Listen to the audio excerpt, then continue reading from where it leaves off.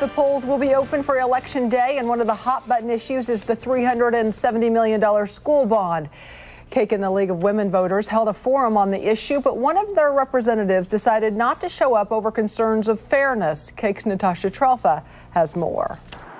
The $370 million school bond issue has been a heated issue for months in Wichita. With just hours before the election, key people from both sides sat down to answer some last-minute questions.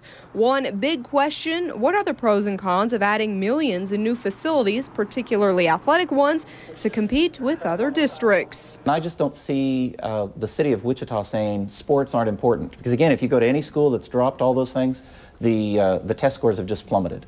And all those things are things that keep people engaged. A school district's #1 mission is to educate children, to send them off into the world where they can read, write, spell, and reason.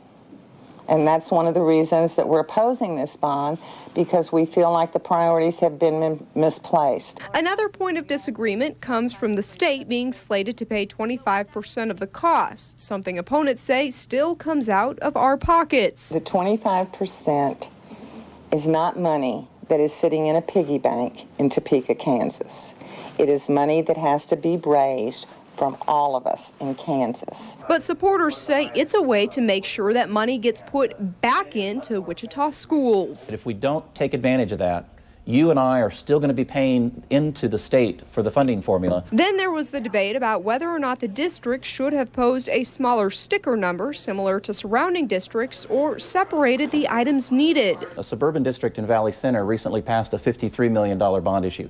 If they were the same size as Wichita, that $53 million would translate into over $1 billion. What they should have done, and what we suggested that they do very early on, was to break this bond into several questions. Let the public decide what the priorities should be based on what the district is telling us. While both sides say they could continue to debate the many issues behind the bond, now it's time to turn it over to the voters.